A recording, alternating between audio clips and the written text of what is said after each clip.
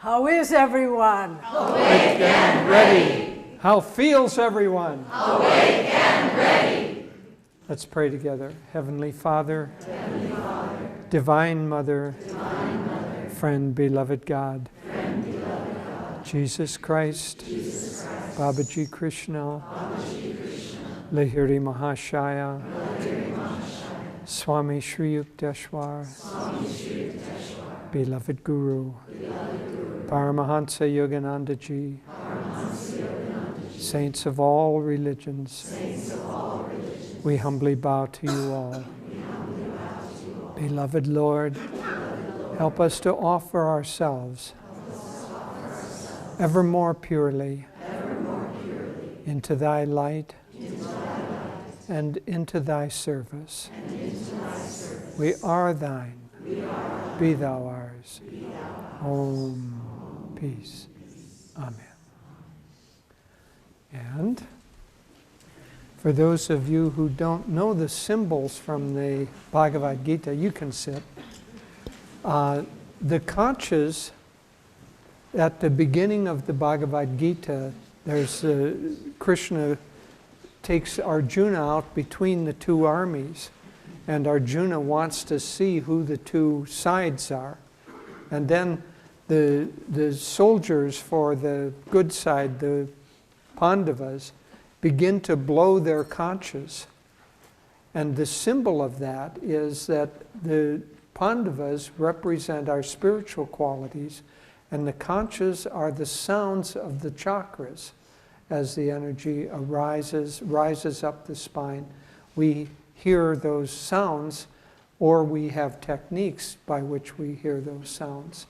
And then being frightened by that sound, the head of the negative side tells their army to start making noises too. So they start blowing conchas and banging cymbals and so on. That represents the physical body, the breath, the ego getting frightened by the inward withdrawal of energy, starts breathing heavily, or the mind gets restless and it makes a lot of noise. So we're trying to go within. So we're going to blow the conchas and invite the presence of the masters.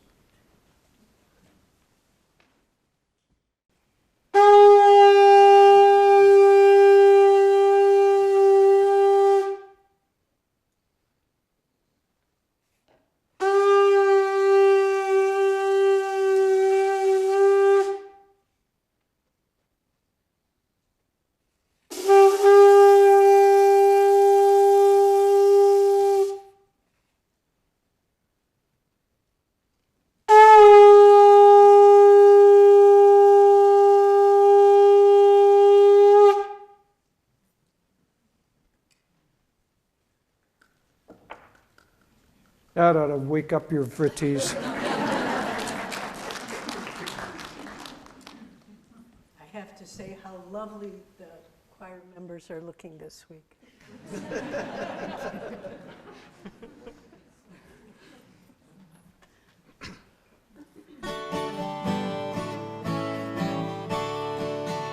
Every morning when I greet the sun, when I move forth through crowded ways, in my heart, Lord, ever so silently, I will always think of Thee. In my heart, Lord, ever so silently, I will always think of Thee. When I laugh, oh, and when I cry with pain, when my best friends misunderstand, in my heart, Lord, ever so silently, I will always think of Thee. In my heart, Lord, ever so silently, I will always think of Thee. Dear God, my God, I am Thine for eternity. Dear God, my God, I am Thine eternally. Though my path leads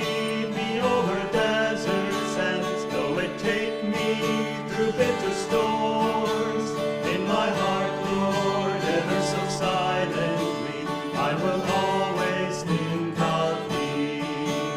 In my heart, Lord, ever so silently, I will always think of thee. When I'm working and well in earned repose, that come victory or low defeat. In my heart, Lord, ever so silently, I will always think of thee. In my heart, Lord, ever so silently, I will always think of thee. Dear God, my God, I am thine for eternity. Dear God, my God, I am thine eternally. Dear God, my God, I am thine for eternity. Dear God, my God, I am thine eternally.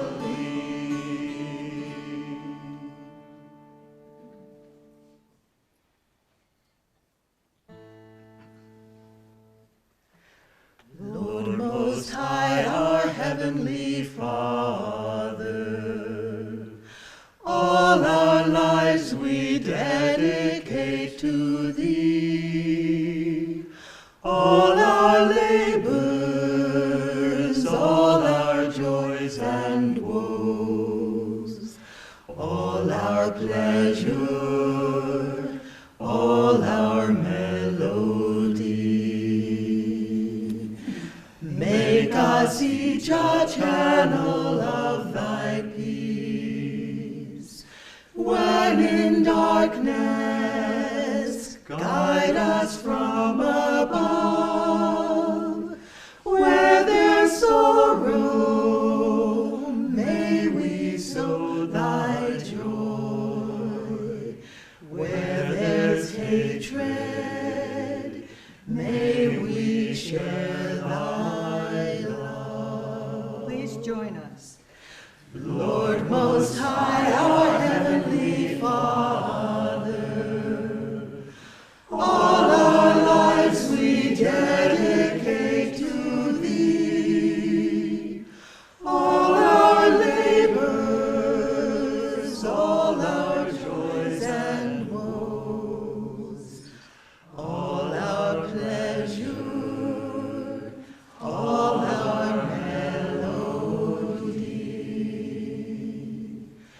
Make us each a channel of Thy peace. When in darkness, guide us from above. Where there's sorrow, may we sow Thy joy. Where there's hatred, may we share Thy love.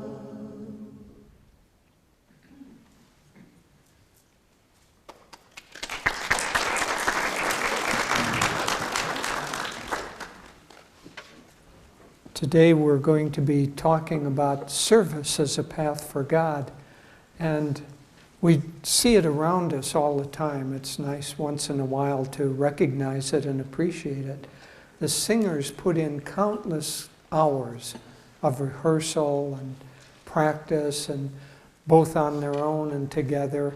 And then they come up and it sounds effortless, and we're charmed by these angelic voices, and we can easily forget that there's an act of self-giving that goes into that. The sound of Om in its own... See, everything is vibrating with Om. And it goes on from there. I don't want to make a laundry list, but This temple is kept alive by service. Everything in Ananda is kept alive by service. One of the ways that the community has become so beautiful is year after year after year, we've had days in which we just go, and we call them Rajasi days, and we go and we beautify the community.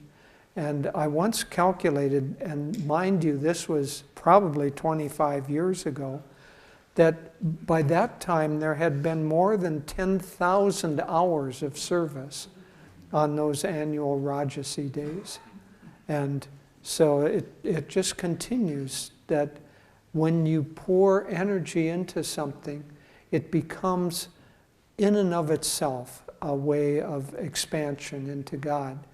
So, as I said, we're going to talk about service today, and it's something that we should actually talk about more often. And Devi and I are going to write a book on it, which came about in this way. As most of you know, we have a work in Vrindavan. Vrindavan is the city where Krishna grew up in ancient India. That's about now a 3-hour drive from New Delhi, so in the north of India. And in Vrindavan, thousands of widows come. In India, there isn't the social network that we have in America, and there's still some superstition, and as in all countries, there are higher and lower levels of consciousness.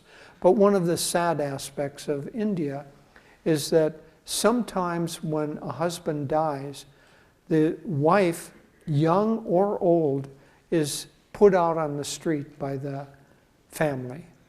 Sometimes for economic reasons, sometimes through superstition, that she's bad luck because the husband died, and so she must, I don't know, have cooties or something. Anyway, it's a very sad situation. Sometimes they're highly educated, sometimes not. But very often they make their way to Vrindavan and thinking that Krishna will take care of them if their family won't. And so having that thought, Krishna is not there in the form that they hope and expect, and so many of them become beggars, and they just rely on handouts in order. At any rate, several years ago, Ananda started working with the widows, and now throughout Vrindavan, we serve several thousand widows. We make sure that they have food. We make sure that they don't need to beg. We go to their homes. We help them in their homes. We have free medical care, and we have several houses for those who don't have any other place to stay. We have houses and rooms for widows to stay with us. So it's a very beautiful form of service. And one day, about 3 years ago, our two friends, Dhyana and Pia, and Devi and I were in a restaurant. And we had the day before visited Vrindavan. And we were talking about the wonderful work that they were doing. And Dhyana was saying that the teachers were going over from New Delhi, and once a week they were going over and giving classes in meditation. And now several of the people on the staff had become disciples, and now fast forward a year or two later, now many of them are Kriyabans. And so we had been training them in meditation arts, as we typically do. And then it struck me that these people especially, their primary path is not meditation, it's service. And we have all this very well thought out and very complete course, taking a person from just the first interest to Kriya and then supporting them and on in that way for meditation. But we don't have anything of that sort for service. And I realized we should have a whole training session, training methodology, the equivalent to meditation for people serving. And so I sat down in the restaurant and wrote out an outline for a book, and with the full intention of starting it, and then life got in the way. Other projects have nosed in front of that, but it's still on our Davies and my bucket list of things that we need to accomplish. So we've got 1.5 projects before that, and then we'll get on to that book. But so we'll talk about some of the principles that are going to be in that book, in that training course. And the first is that service is a way, a valid way, to dissolve the ego. Remember, we said that Swami, quoting Swami, he said that the whole of the spiritual path is meant to dissolve the ego. And yesterday we talked more about the social way. Master had a beautiful prayer summarizing the social way. I had to go home yesterday afternoon and write the blog for Friday. So I was still thinking about the class and wrote it on that. But Master had a beautiful prayer that said, "Teach me to love my family more than I love myself. Teach me to love my neighbors more than I love my family. Teach me to love my country more than I love my neighbors. And teach me to love the world more than I love my country." And then he went on to say, "And help me open my heart and understand that I am able to love anything only by loving you and receiving the love that you give through me." It's a beautiful prayer. I'm paraphrasing it. That's not the exact words, but you'll get the exact words on Friday. At any rate, this expansion of consciousness and the dissolving of the ego that happens because of it is a very, very important pathway to finding God. And in fact, unless we serve, we won't find God. It's really that simple, because if we can't get to that stage, how can we get to the stage of forgetting the self entirely? In the scriptures of India, it talks about the caste system, and the caste system has been misused, but the truth of it is that it portrays the stages of evolution of consciousness. And so there are 4 stages. And the first is lethargy. You're just not very bright. You don't want to put out energy. You don't have any desire except to receive through the senses. And that's a very dull life. Gradually you get more and more aware and more energetic, and you can become quite clever and put out lots and lots of energy, but it's all self-directed. And we see that's actually the age that we're in, is the age of selfish, energetic but selfish age. So all the people who are, hurting other people in order to become wealthy are of that nature. And it's almost like if you look at any movie, the hero has finally come up from the bottom level to that second stage. And that's kind of what we admire in the world. But that's because the world is still evolving in the consciousness that it needs to have. But you and I don't need to be caught in the web of delusion like the world. The next stage is that, see, everything, Master said, is driven by the single motivation that is common to everyone. That motivation is to find happiness and avoid pain. And so it's how we think that we're going to find happiness. And at that stage of evolution, first stage, we think we're going to find it through, getting drunk and having a good fight, or sleeping and having somebody take care of us. The next stage, we think we're going to find happiness by thinking about ourselves and doing those things that are self-involved and keeping those things, as Swami says in the festival. The little bird at that stage says, what else is wisdom if not to keep what is mine for myself? That's that second stage. The third stage is basically the stage of service. It's when we realize that our happiness depends upon helping others become happy. That if we remain self-involved and selfish, we've gone through enough incarnations to know that if we remain self-involved and selfish, it turns around and bites us.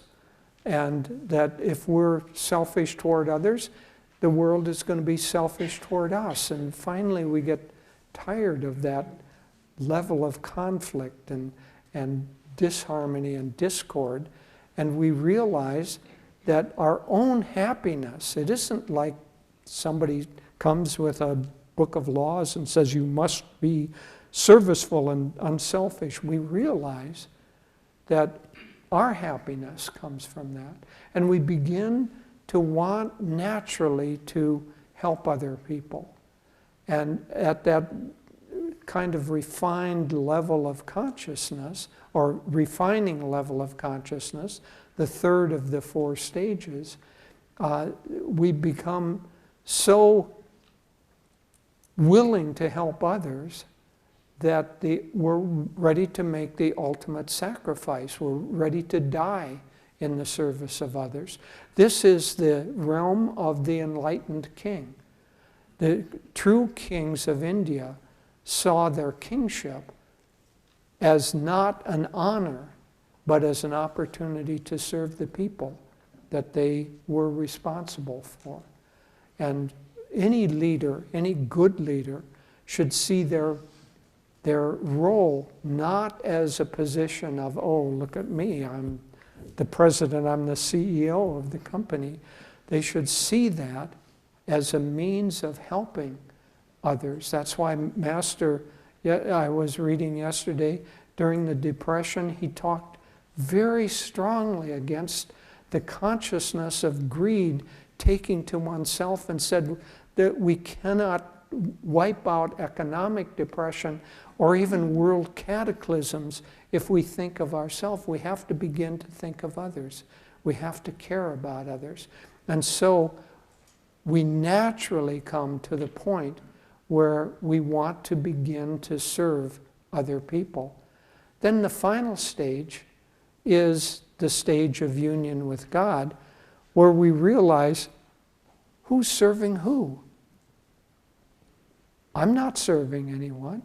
The only entity in all the creation that exists is God, is Divine Mother. It's all God serving God. There was a time when Master, toward the end of his life, he was taking on a lot of karma physically on his body. And at one point, he found it very difficult to walk. He said he could see astral entities like corkscrews going into his knees. And so at this point, he was having a difficult time walking. And some of the brother monks were helping him down the stairs. And he thanked them. And they said, "Oh, Master, don't thank us. It's a joy to be able to help you. You help us so much." And he just smiled sweetly. And he said, God serving God, that's his drama. Well, at that high level of consciousness, that's the only drama. It's only God serving God. But if we're not there, at least we ought to be serving others and thinking that I'm doing it.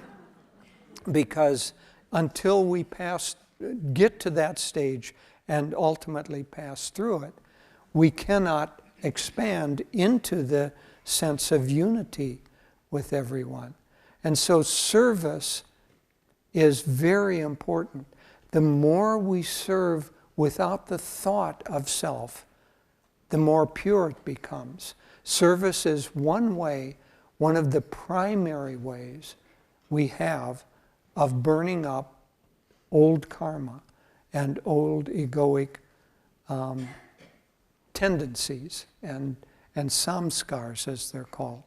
And so that sense of service, there's a beautiful story that Swamiji used to tell about a young man who comes to a guru and wants to study with him. And the guru accepts him, sees his sincerity, and then he instructs him to carry wood for the ashram, to go into the forest, find wood, bring it back for the ashram for cooking and during the cold time for heating. And so the young man does this, and day after day and month after month he continues doing what his guru has said. And one day he's carrying a big load of wood and he stumbles a little bit. And by this time his hair has become long, and some of his hair gets caught in between a couple of the logs and is pulled out.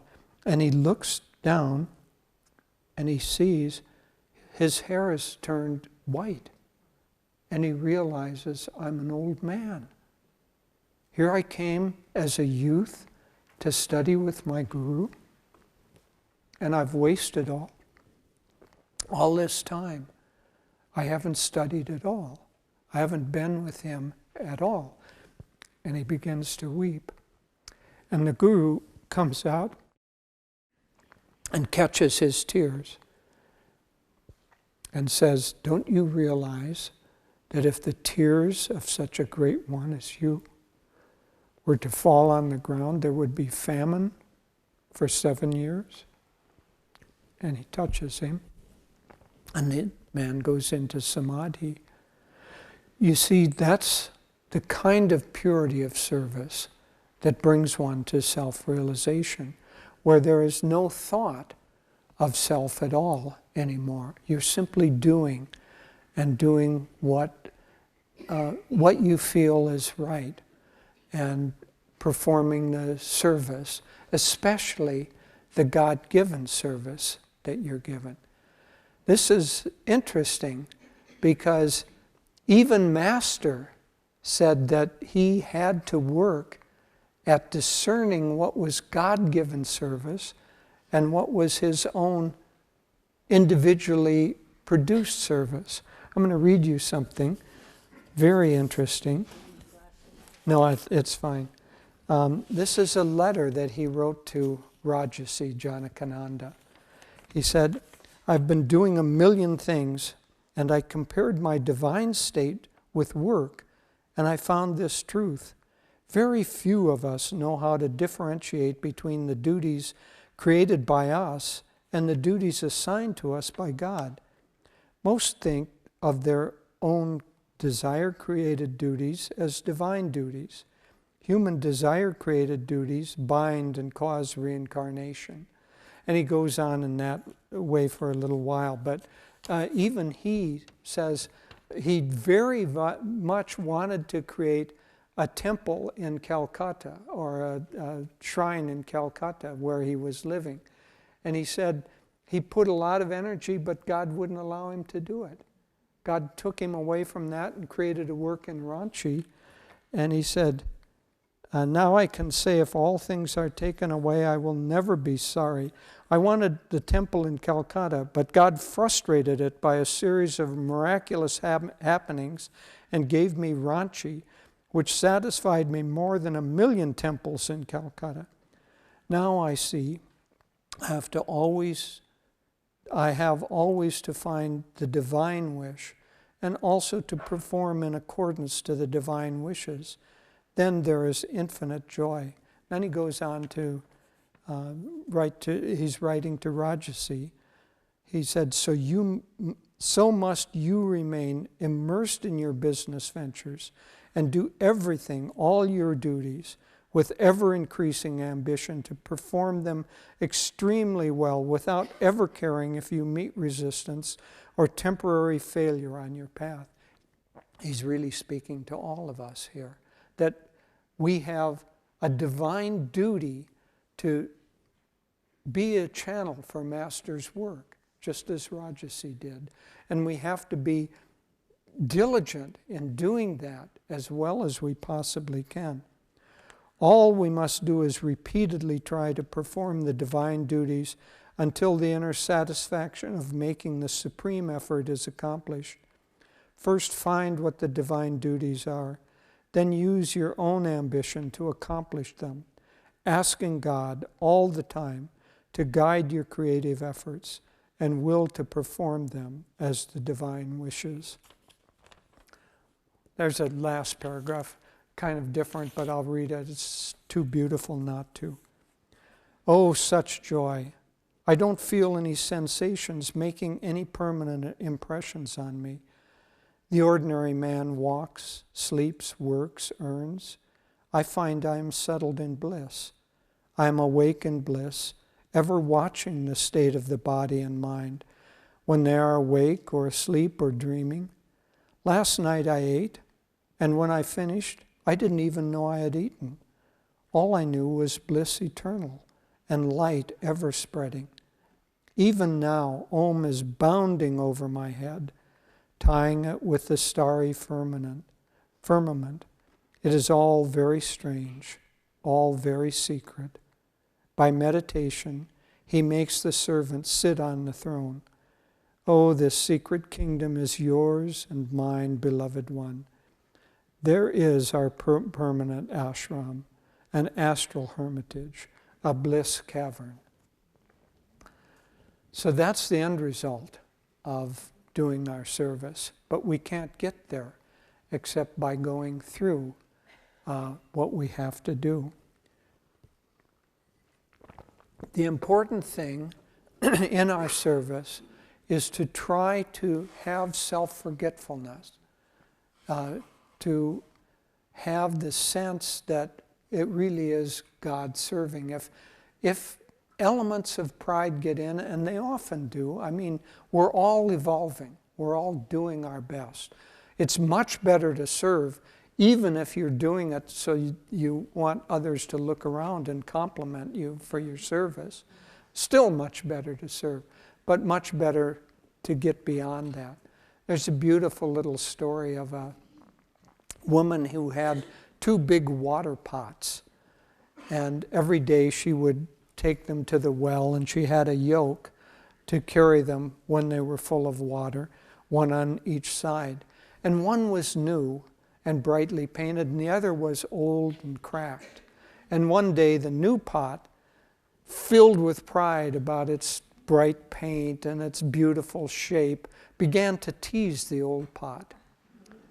And the old pot was dull and the paint had faded and it had a big crack in it, and it was being teased and feeling bad about itself. And the woman heard this, and she said, "Let me show you something." And so she picked up the 2 pots. She went, just as she had every day, and she filled them at the well and put them on the yoke and started walking back. And halfway along the path, she stopped and said, "I want you to observe. The side of the path with the new pot is all barren, but the side of the path with the old pot with the crack is filled with flowers, because on your way you have been watering the other life that grows here, while the other one in its pride has kept everything for itself." Beautiful little parable. But we too need to be like the cracked pot. Not the one in the other story where the saint goes and said, "This pot is cracked." But no, we need to have the openings in our heart to constantly allow energy to flow through us, to go out to other people, and to be constantly looking for, aware of the need. Our son isn't on the path, but he's a very evolved soul. And one time, about 2 years ago, I was having a lovely conversation with him. And he said, "You know, I'm always working on some quality in myself. And lately I've been working on kindness and helping others. He said, it's not that I'm not kind, it's not that I don't help others, but I realized that I do it responsively. So if somebody asks me, then I'll go and help them. Or if somebody comes to me, I'll be kind. He said, but I realized that's not enough. I have to be, he didn't use the word, but I have to be proactive in my kindness. I have to look for opportunities to be kind. I have to look for opportunities to serve, and I have to take the initiative in doing that. And it's a very truth. It's truth at the core that it's not enough for us to be passive in our service. It's not enough for us to wait until somebody asks us or that we have a work day. We need to look around the world and see where people are in need. And when we see that, then we need to take the next step and act on that. And if we do that, and if we do it especially with the thought and understanding that ultimately it is God that we're seeing in that person. It is God that we're serving in that person. And that we aren't doing anything at all. It is God helping God, God serving God through us, using us as the instrument. In that kind of a consciousness, there comes the self-forgetfulness that is the way to open up the heart so that the understanding that we're one with God can enter in. But until the heart is open and the heart is opened up through service, we won't achieve the readiness to receive the light and the joy and the ultimate fulfillment of self-realization that is our true destiny. Do a head bump? No, our hands are full, no high five today.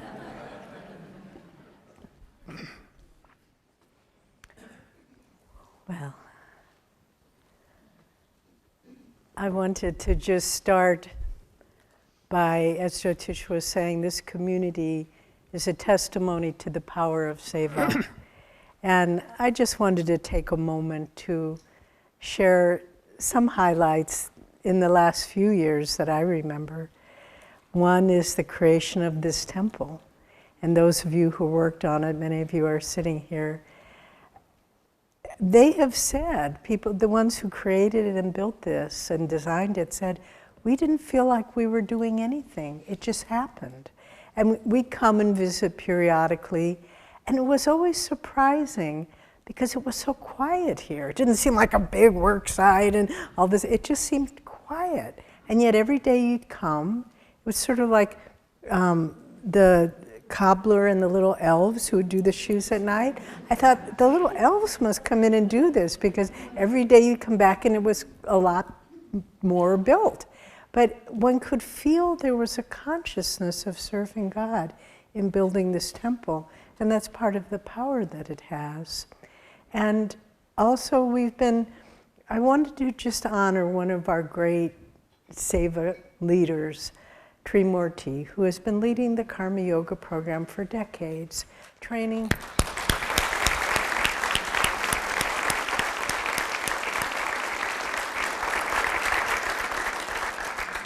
He's probably trained tens of thousands of people in the art of seva, of karma yoga, with the spirit of giving it to God.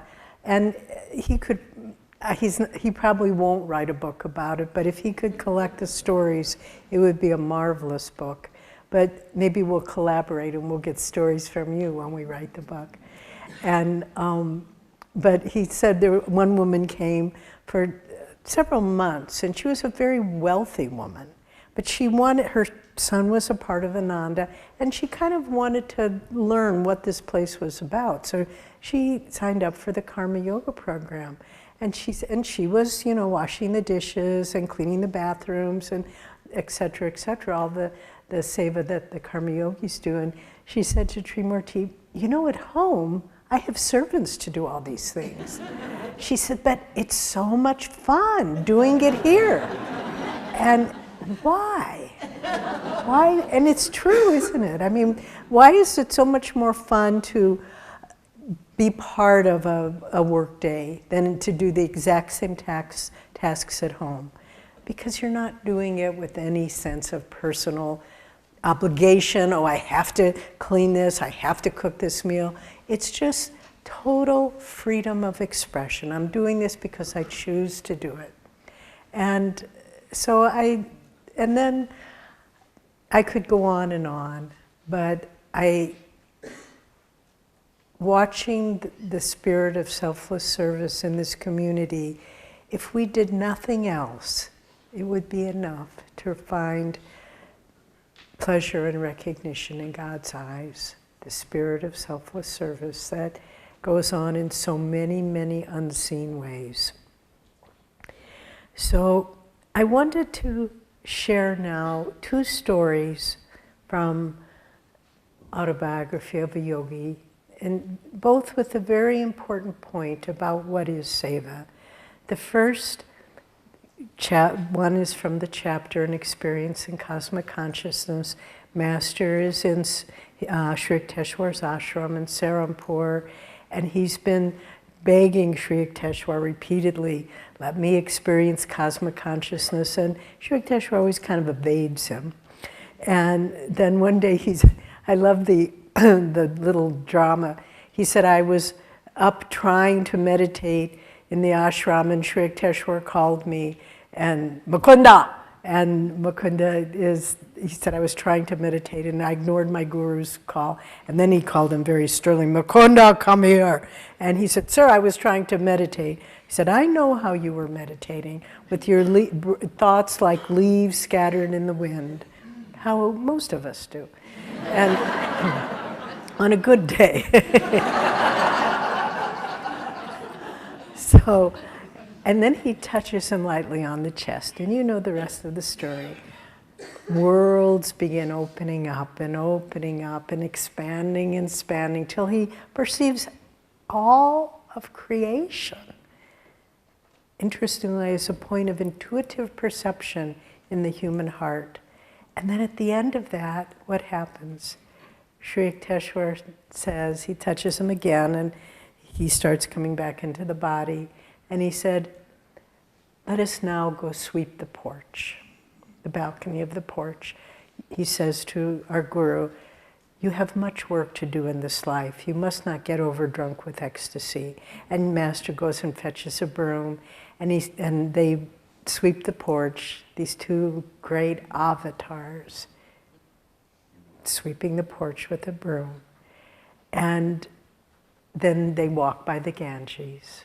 And he said, I knew that Master was trying to teach me the art of balanced living.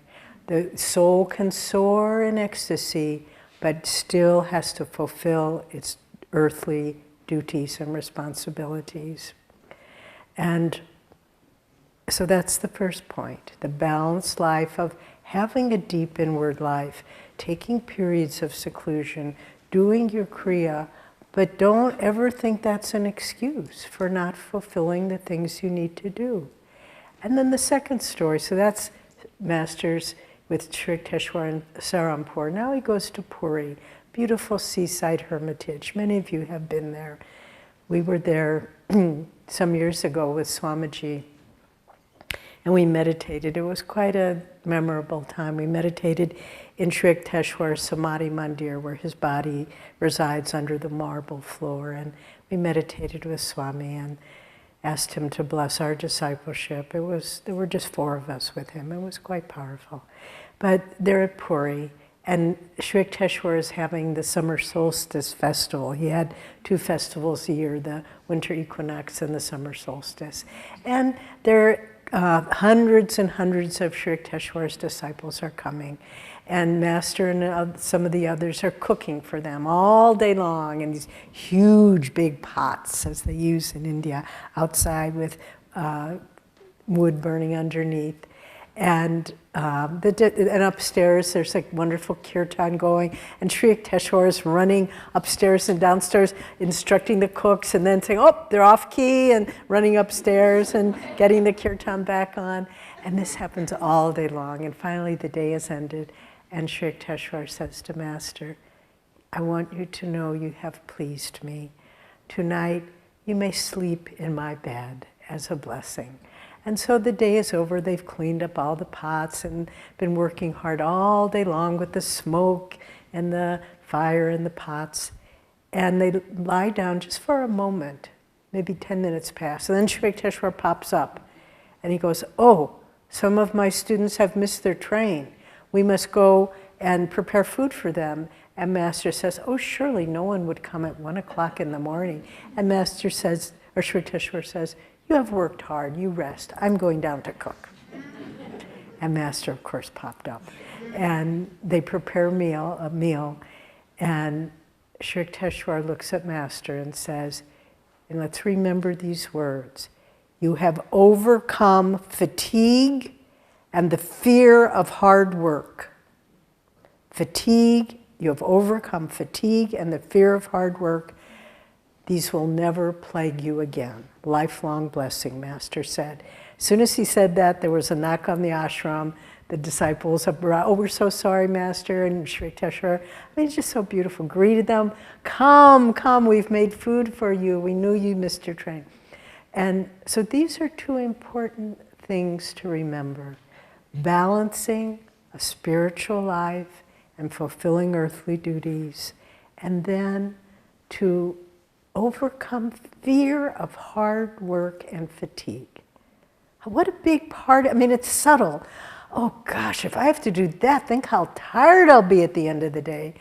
Some of you know this story, but some years ago, Swami was moving into the dome at Crystal Hermitage, and he rounded up a group of us to help paint the interior because it wasn't quite finished yet. And so one day we went over and we were painting and painting. And my job was, you know, the big picture window looking out on the Yuba River Valley. It has these big beams. And it was very rough wood. So my job was to stain that. And it took a long time because the wood was porous, and so it didn't absorb the stain very well. And so we worked for a couple of hours in the morning. And then Swamiji said, okay, let's take a break, have lunch, come back after lunch. So we came back probably around 2. And we were painting and painting. Swami was painting right along with us. And then, you know, time went by. We continued doing it. We turned the lights on. It was getting a little dark. And then Swami said, okay, it's been a good day. Let's call it a day. And I looked at my watch. It was 2 o'clock in the morning. We had worked for 12 hours without really stopping.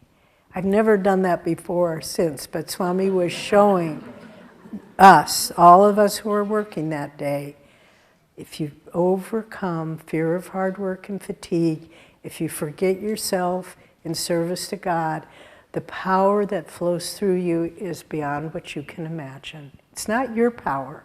And that's one of the keys of seva. True seva is that we begin to work with a higher form of energy when we get the ego out of the way. And that form of energy is infinite, limitless. It's not ours, but we can jump in that stream and flow with it. So I want to talk now in the time we have left, and then we have a number of very good questions that you all have submitted. I want to talk about four points that help us understand a little bit more what is true seva. The first one is based on Master's energization principles. The greater the will, the greater the flow of energy. The greater the flow of energy, the greater the magnetism. So if you want to truly be doing seva, you can't do it from a point of low energy. it won't work for you. Your conscious needs, your whole being needs to be charged. So if you have a big project to do, it's why we, before our work days, we always energize before.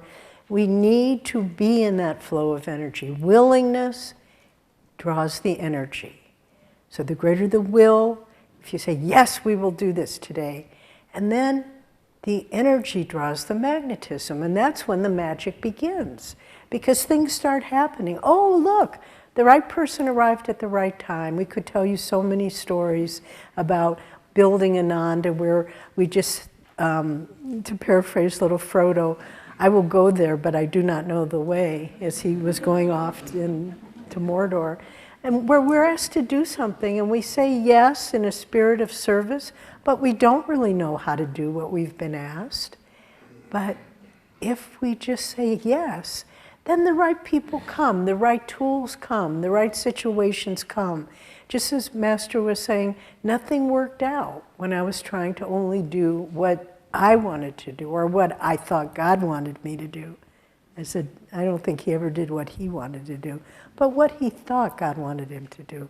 And so if we can just work with that willingness and that energy, it takes our actions to a whole other plane of activity.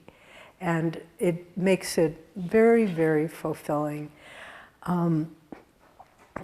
Just as an aside, in India now, and some of you know about this, we're working with an extraordinary project to create in Delhi a center for dissemination of Master's teachings, and particularly his interpretation of the Bhagavad Gita. And it's just so amazing because we've worked very hard to focus our energy in India, to serve in over challenging circumstances. And now these doors are just opening to make this thing happen in the most extraordinary ways. And I can feel it's because there's that magnetism that comes from selfless service. You can't always see the connection, but it's there. Whenever in your life things start going in a very positive way, things are happening unexpectedly, know that you're in a stream of grace that has come through your right attitude. But on the other hand, and we'll talk about this more later, if you're going through a period of your life where nothing's working out, and you think, well, am I not pleasing you, God? Am I on the wrong track? Not necessarily. It could be that you have to learn non-attachment, nishkam karma, not attachment to the fruits of your labors. So whether things go well or they don't go well, it really, if we pull back and are non-attached to the results, that's true karma yoga. I remember once we were having a big Indian banquet. This was up at the meditation retreat, and we had these big, we've been cooking it for a long time. They're called coffins. They're great big metal coffins. They look like that you can put a lot of food in them. And so the banquet was about to begin, and there were two people carrying this big coffin out filled with, I think it was dal, some liquidy thing. And somebody tripped, and the whole thing spilled all over the floor. And we just looked at it, and we thought, okay, we spent hours cooking this. There's no way. I mean, we can't mop it up and serve it to people, which someone suggested, actually. It was such a nice, we could observe our reaction that, okay, it happened. We have enough food. No one's going to go hungry. And we just let it go. So the willingness, the energy, the magnetism, and also a big part of seva at Ananda is through team effort. I mean, we look at our choir, team effort. Look at Master's Market, team effort, meditation retreat, Sangha office, village office, on, team efforts, people aligning their right attitude of service together. And that's really powerful. And there has to be harmony in that.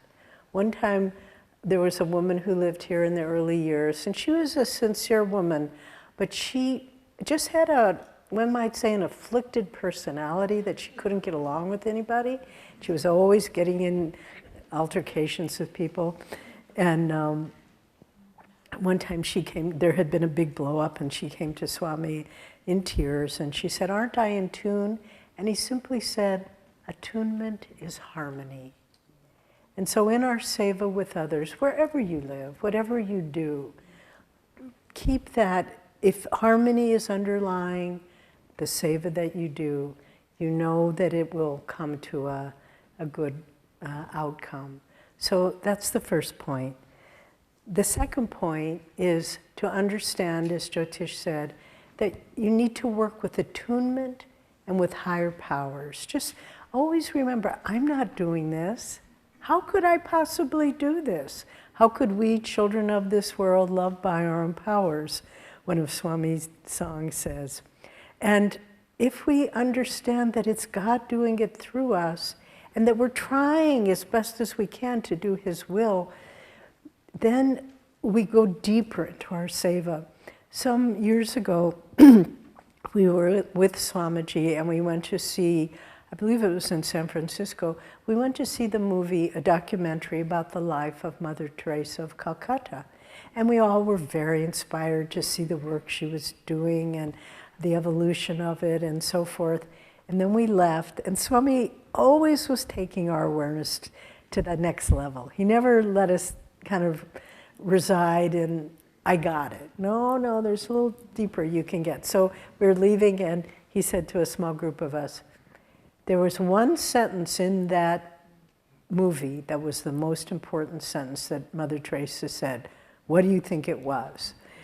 So we kind of made a few stabs at it, but we weren't right.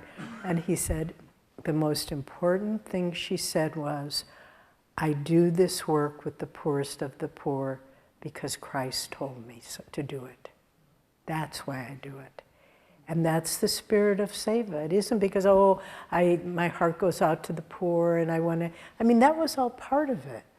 But the most important thing was because Christ told her to do it as a young nun. And then she built the rest of her mission on that charge from Christ. So to really try to tune in, what do you want me to do? And ask and try to feel His blessings on your seva. And then whatever you do, if it fails, if it succeeds, you're just doing it because Christ, God, Guru asked you to do it. And Swamiji also was always trying to show us how if we realize we're not doing it, but God's doing it, we can do so much. Recently someone sent us, Badri actually, sent us a clip from a talk, I think it was a Treasures talk, and Swami was talking about, he'd been going through a period where he was very, very busy, doing many, many things. And then someone who was working with publications said to him, "Oh, Swami, we're just about to celebrate our 20th anniversary. It would be wonderful if you could write a book about what Ananda is." And he said, "Please, I've just finished 2 or 3 books. I need a break. I was going to go on vacation." And the person said, "Well, it would be nice." And Swami said, at first I rejected it. And then willingness, what does God want? And he said, I can't do this. There's no way. My brain is tired. But Master can do it through me. And he began writing the book. First, he had a week to do it. First day, he got a good start on it. But then somehow there was a computer glitch, and he lost everything he'd done that day. And so he started again, and by the end of the week, he had a beautiful book, which is called Cities of Light. But he said, I know I didn't do that book. God did it through me. So again, whenever you come to those points where you just say, afraid of fatigue, hard work, the unwillingness monster rears its ugly head, you just say, Master, I don't think I can do this, but I know you can do this. And try to draw on that higher form of energy. And then I want to touch a little bit on three concepts that we speak of often: seva, karma, and dharma. How do they relate to each other? So let's start with karma, which means action. And you know, we often, in our Kriya initiation, many of you will be taking Kriya Friday evening, we say Kriya, it's from the root word, same root word as karma, which means action. But then when we were in India, someone explained to us, it's actually not quite the same root word. Karma is that action which binds us to further karma. Kriya is that action which frees us from action, further action. So it's the action, and just to say, if we can think of our practice of Kriya as seva, I think we'll go a lot deeper in it. To think of it as just, God, I don't have any expectations. I'm not sitting here saying, I'll do this many Kriyas and then you have to give me this experience. I'm doing this in service to you. And so karma is that root. We all, because of past actions, we have to balance out our karma. If we've been very overly active in one life, maybe we need to be more inward in another life. If we've been greedy, maybe we need to be selfless. You know, we're always balancing out our karma. But then how to save and by doing so, we move towards freedom. That's what freedom is, when you have no more karma to work out in this world. And that day will come for each one of us. But then seva is the shortcut to work out our karma. Because we still have to fulfill our duties, but seva is an approach to our karma. So whatever you have to do, if you're a businessman, if you're an investor, if you're a gardener, if you're whatever you are, a manager, whatever you're doing, if that's a builder, a painter, etc., understand that whatever you need to be doing, do it with the attitude of seva. I'm not doing this for material gain. I'm not doing this for recognition. I'm not doing this for any personal benefit. I'm doing it merely to fulfill my duty in the world and then be free of it. And then we come to dharma. Dharma is more a longer arc. Our dharma is that which we have. Karma is a component of dharma. One might say it's the little building blocks that we fulfill our lifelong this drama. The life arc is our dharma, that which we came into this world to do, and karmas are the little building blocks that help us to do that. So let's say our dharma, like Swamiji, was to be a writer. And that's what Master said, your work in this life is writing, editing, and lecturing. Well, there were countless numbers, lectures, edited pages, books written. Those were the building blocks that helped him fulfill the arc of his dharma. And your dharma may be great and exalted and get you world recognition, or it may be totally obscure. No one ever knows about it. It really doesn't matter one bit. It's you fulfilling what you need to do in this lifetime. And we have to do it as well as we can, but with this right spirit of seva, nishkam karma, action without the desire for fruits of action. And even if there's a wonderful passage in the Gita where it says, it is better to fail at your own dharma than to succeed at someone else's. And because if you succeed in someone else's dharma, maybe it's their dharma, we say, I'm going to be just like Swami and I'm going to be a writer and a lecturer and an editor. But maybe your dharma is to be a mother and a housewife. And if you do that in the right spirit, it's more spiritually beneficial than if you try to do somebody else's dharma and maybe even succeed at it. Maybe you fail at your own dharma, but the Gita says, interestingly, better to fail at your own dharma than to succeed at someone else's, because in our own dharma, We are working out our own karma, and we are learning the lessons we need to learn. Somebody else's dharma won't teach us that. And so it's such a freeing concept, all of these things.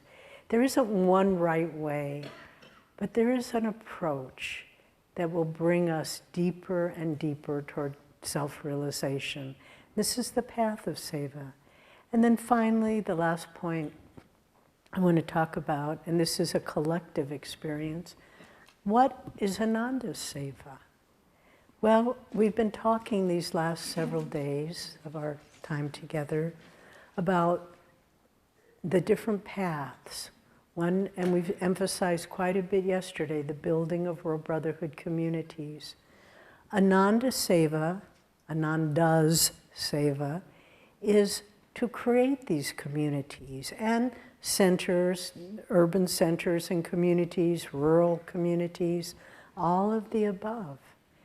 And by doing it with several points in mind, in a spirit of seva, so that there's not what am I going to get out of it at the end of the day, but we are doing something, as Mother Teresa said, something beautiful for God, and that's why we do it. But then also, and this is something that it's interesting being in India, this is kind of a real revelation to them, to combine, as Master wanted us to do, modern Western efficiency and practicality with Indian spirituality. This is Ananda Seva, to demonstrate a new way of creating things.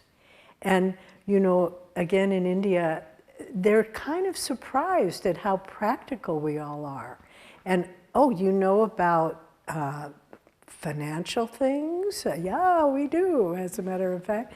And we would have work days, and literally people would send their servants to come and participate in the work days, you know?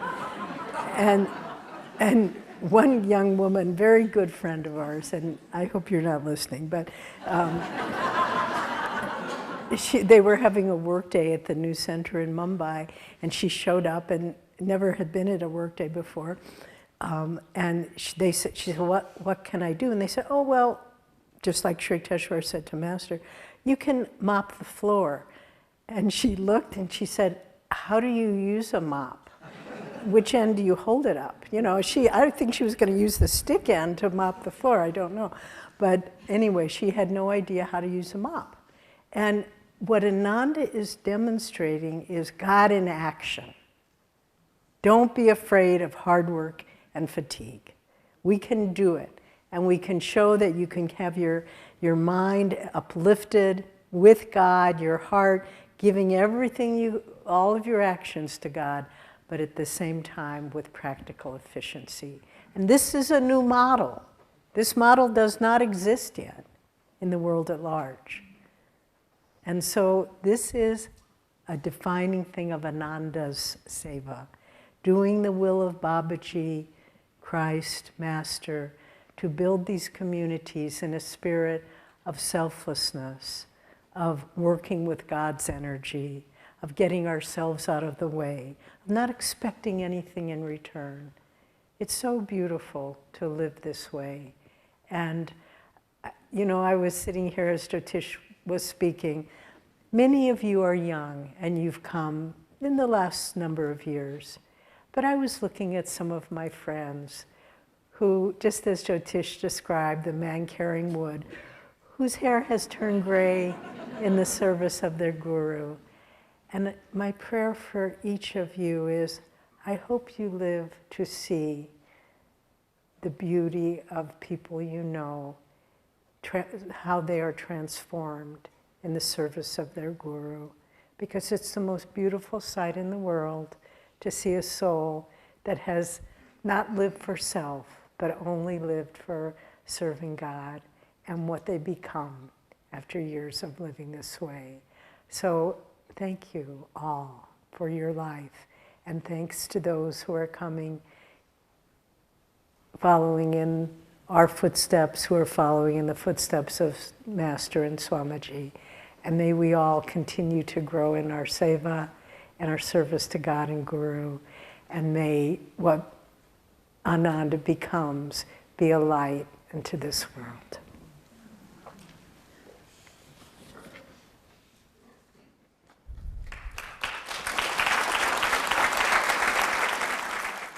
Okay. Thank you. Before we begin our questions, we have some nice ones today. We had nice ones yesterday too. We have more today. I was asked to make this announcement that some of you are here for the first time. And I don't want to embarrass you, but if you're here for the first time, would you please stand, just so we can...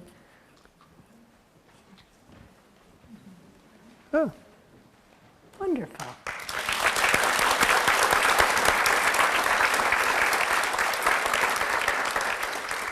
Welcome. And there's going to be a tour of the community starting tomorrow, Thursday, at 1:30. You can meet over at the front desk at the reception center, and one of our community members will tour you around. And it's especially for first-timers, but I would like to say Ananda is always changing. Even if you were here last year, it's quite different than it was last year. So it's not only for first-timers. If you'd like to go on this tour, please feel free. So that's meeting tomorrow, Thursday, 1:30, at the front desk at the reception center. And now questions.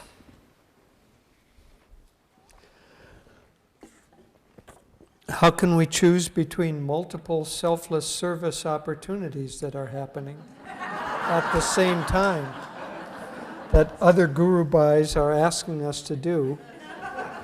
Anybody experience that? And is there ever a time when we may know of help to give selflessly that others may not know is needed yet? What do we do about it? Well, let's take the first one. You can only do a certain amount of activity and do it well.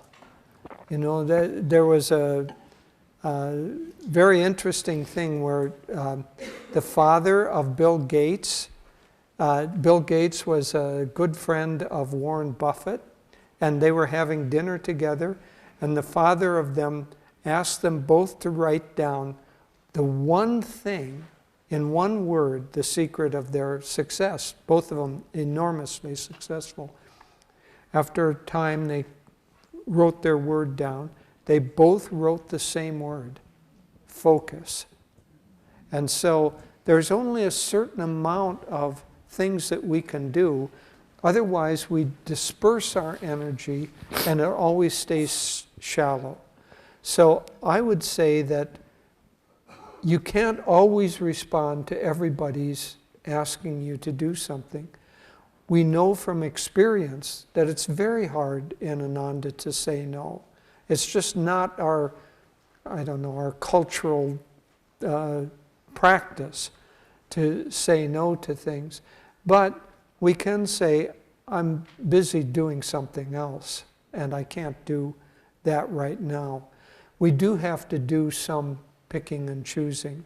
So I would say, find an area of service and try to go deep in that area of service and do it really, really well. Then if you have extra bandwidth, go ahead and accept other areas, other things that you're asked to do too. Let me respond to that before you go on. Okay. Okay. One of the things we should have included, and this gives us the opportunity, is concentration and focus as a part of seva. Because without, and again, it's what sets it off from just doing casual activities. I know in the early years of Ananda, many of us worked in the gardens with Hanal Cassidy, who trained us in gardening. And we would have, one of the jobs, I'm looking at a distance, was to weed the rows of new carrots. And you plant carrot seeds very, very thickly because they come up and then you have to weed them. And the rows, they probably were the span of the temple. They felt more like they were 10 miles long. And you had to just sit on the ground and then pull try to pull out the baby, the little seedlings, so that more could, the ones that existed could grow stronger and have room to grow. And you could spend all day on one row of carrots, and you had to keep concentrated though. Sometimes we get new people in there, and I remember Hanel said one time they pulled up all the carrots and left all the weeds. And so you had to stay focused. But I know at the end of the day when I would sit to meditate, all I saw were baby carrots. It was so vividly in my mind. But I don't think I ever concentrated on anything so much in my life prior to that.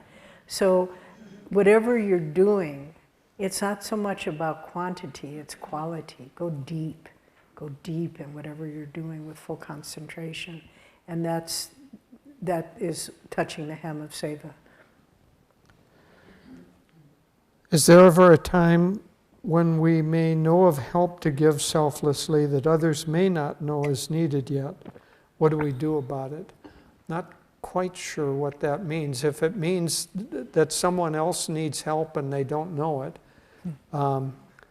you can do it, but do it very gently and secretly. Because if they don't know about it yet, you don't want to override their sense of ignorance. Or, the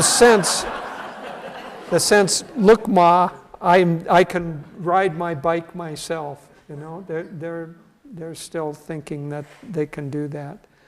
And so let that be, because self-confidence is a very important part of life experience. Or if this question means, if you know an area that needs service, what should you do about it? Tell the people directly in charge. This often happens, like people will come to us and they'll say, they really need to do this in the market. And I'll say, well, maybe they do, maybe they don't. Why don't you tell them? And so go to who's involved with doing the project. Okay, we'll move on a little more quickly. How can you continue to support someone even when you know what they are doing may be harmful to themselves and others or is adharmic? You can support the person and not support the action. And that's a very, very important distinction to make. You may know somebody that is doing something that is self-destructive. Well, it wouldn't be good to go to that person and say, oh, I think that it's just wonderful that you're drinking beer. Gee, what a fine occupation. You shouldn't support that action. But you can go to the person and support them as an individual. If you can raise their consciousness high enough, then the desire to do something self-destructive will fall away. Swami, one time someone came and there was a person who was very often kind of irritating other people. And so people came and complained to Swami about it, and he said, I'll do something about it. What did he do about it? Invited that person to dinner. Never mentioned any of their faults, never mentioned any, but he raised the consciousness, and that was his way of helping overcome. So help the person, but don't necessarily help the person to continue adharmic or self-destructive activity. I'll take the second You one. do. This is second part of the question, or second question. What are some ways to attract prosperity if you are having difficulty making ends meet? Well, it's a good question following on talking about seva, because if you are living your life in such a way that you're thinking of others, you're putting out good energy, you're trying to concentrate and use focus in what you do to put out energy, willpower, energy, magnetism, you will see, and we have seen this at Ananda a dozen times over, that you will draw to you the things you need. And so if you're only thinking about, oh, I don't have this, I don't have that, and I've got to shore up my investments and all that, that is being done with the spirit of limitation. But if you think God, and this is something that Master says, God knows what you need at the time that you need it. And I've seen this so many times in my life. In the early years of Ananda, we lived very much hand to mouth. It's easier now, but in the early years, it really was not easy. And I remember once Swami invited a group of about 12 of us. Oh, would you like to go on a vacation to Hawaii? Well, this was beyond anything in our budget that we could do, and we didn't have credit cards in those days. And so, of course, we all said, yes, Swami, that would be wonderful, not knowing at all how we were going to pay for this. But we just were part of his flow of the possible. And we booked our tickets, paid for them, got our reservations, lodging, everything. We were there for 2 weeks. And I never could figure it out. But I paid all my bills, and wrote all the checks, paid all the... And at the end of the month, there was the exact same amount, which was nothing, which there always was. But somehow, inserted in that was a vacation to Hawaii. And it really was an incredible experience for me, because I just thought, oh, it's not what you think it is. It's the spirit of, this is possible. So if you're having trouble to ends meet, just work with God. Give to others, tithe, honestly. Tithing, and I'm not saying this for any, please, for any ulterior motive, except I know people who tithe have prosperity in their lives. Whatever you tithe to, you could tithe to the Humane Society, it doesn't matter. But give something of what you have to others, and that will increase the flow of prosperity in your own life. Can you talk on when Yogananda left the body after his lecture? Had he completed his mission? Was he aware that he needed to leave the body? Yes, he had completed his mission. Yes, he knew he was going to leave. And he told a few people that it was coming time and he was about to leave. It's interesting that many of the masters have left their body relatively younger than other people. They didn't come with any karma. They came with a specific mission, and in his case in particular, yes, he had completed his mission. I'll take this one and you All take right. the next one. Okay. Did Swami Kriyananda reach a level of freedom when he left the body? Would he have reached self-realization? Well, he was very, very guarded in what he said about this, but he would drop little hints. Like one time someone asked him, because he had so many physical problems, someone asked him, Swamiji, are you taking on the karma for others through your physical body? And he paused and he said, we all have to do our part, which is saying, this is what I can do, and so I am doing it. He also said at the end of his life, I'm in bliss all the time. He said, I feel so much bliss, I can barely know what I'm supposed to do. So, and then also Jyotish mentioned, I believe in the Monday class, about this saint in India, not of our lineage, but who spoke with Narayani and Shurjo. And he said, you have no idea who Swami Kriyananda is.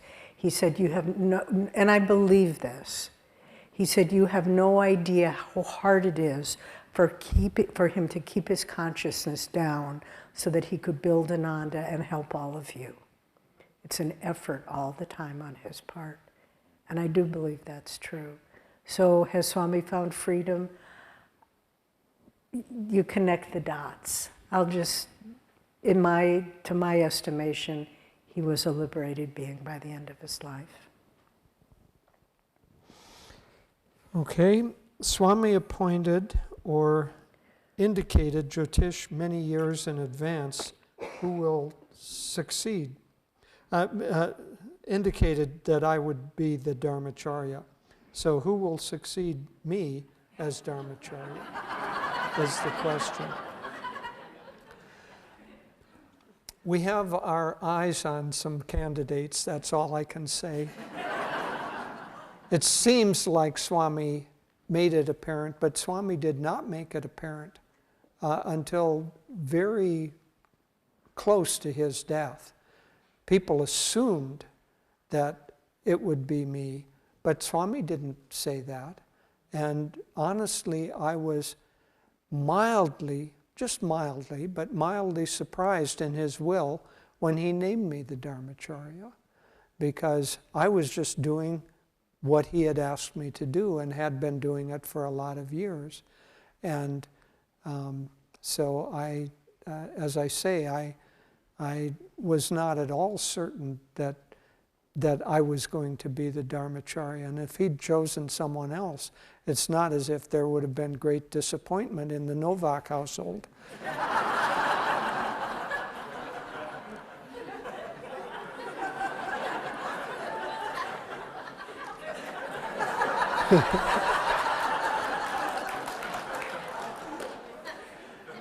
But what God asks, we try to do. So also, there's a missing generation at Ananda.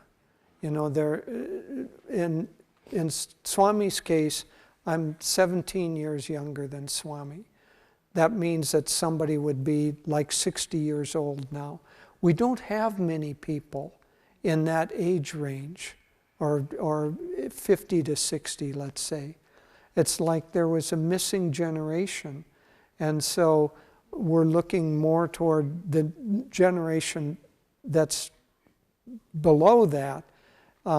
And we'll just see, as I say, we have our eyes on some candidates and are giving them more and more, helping them to have more and more responsibility, and see what God's will actually is in this matter.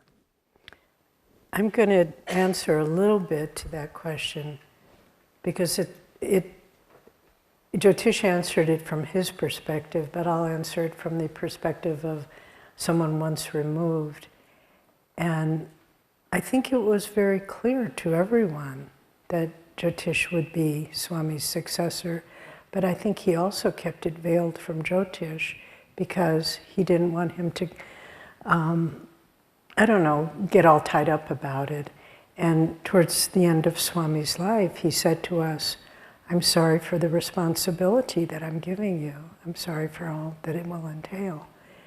But, so I think that's true to say, to qualify it, that it was apparent, but Swami kind of veiled it so it wouldn't be, like a hierarchy or a succession.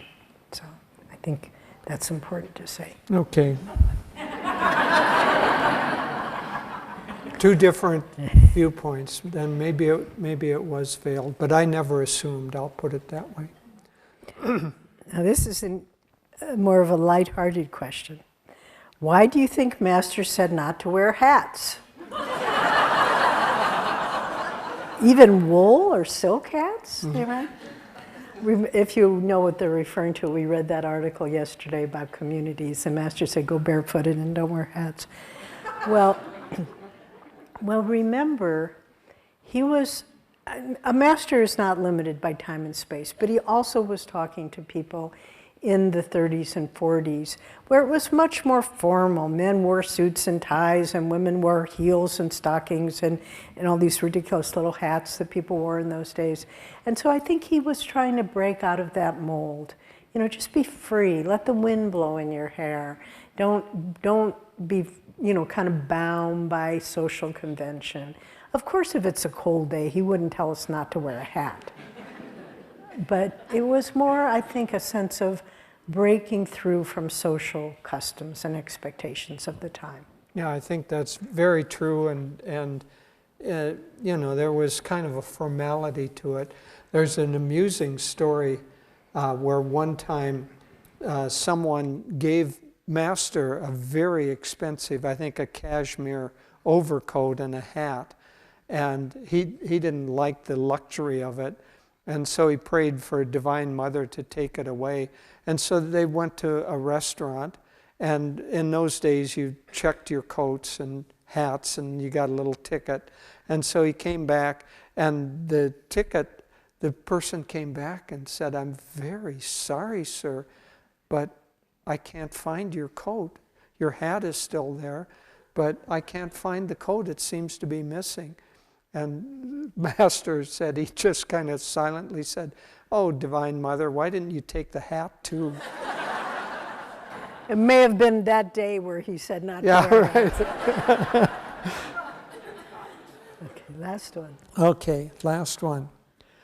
If one has taken a vow to live one's life completely for God, and this person lives in an Ananda community and works and earns money outside Ananda, what is the proper attitude towards sharing money, toward one's final years, and giving all extra income to serve Ananda and others? Well, each person has to decide on their own. The key here is that all of us need to work toward being unattached and to recognize that what we have is given to us by Divine Mother. It isn't ours by right. And if we hoard that onto ourselves, then Divine Mother is going to stop giving us that money. So I would say, at the very least, people in the community should tithe. And as Devi said, this is a spiritual principle. It's not a monetary principle. It's the principle that if you think that what you have is yours, then you separate yourself from the flow of the divine. If you recognize that what I have is given to me by Divine Mother, given to me by God, and I first want to, in recognition of that, offer back and do it regularly. It isn't enough to do it one time and say, well, I'm done with that stuff. You need to constantly offer back to God. Now, should we save for retirement? Yes. If we have the opportunity to do so, we should save for retirement. That's a good thing. Swami set up Ananda in such a way that it wasn't just communal, that we had individual responsibility, and that was so that we could take care of put out the energy necessary to take care of ourselves. But the balance really is a balance between, I don't know, it's your own karma. But I would say, if you have to err on the side of excessive generosity. Because I can tell you from Devi's and my personal experience that the more we have given, the more comes to us. Honestly, at this point in our lives, I don't know, I don't want to say the figure, but we gave a very large percentage of our income from last year. We gave in donations. But whatever we give away, more comes to us. We can't give it away as fast as it comes in. And so I don't want to personalize it too much, but there is a principle here that the more you offer back in service, not just frivolously, in service and properly, the more will flow into you. Because if we're like a beggar and we hold up our cup and say, fill up my cup, fill up my cup, Divine Mother may do that, but how much can your cup hold? Be like a hose and say, flow through my hose, and Divine Mother can flow a whole ocean through a hose that's large enough, whereas a cup can only hold a cup's worth. Okay, so let's take a few-minute break. Be quick because we're running late. And I'm going to just ask, people like to remain quiet in the temple, so let's not have conversations in the temple. If you want to talk, then go out in the foyer, and if you want to take a break, and we'll come back here in less than 5 minutes and start meditating.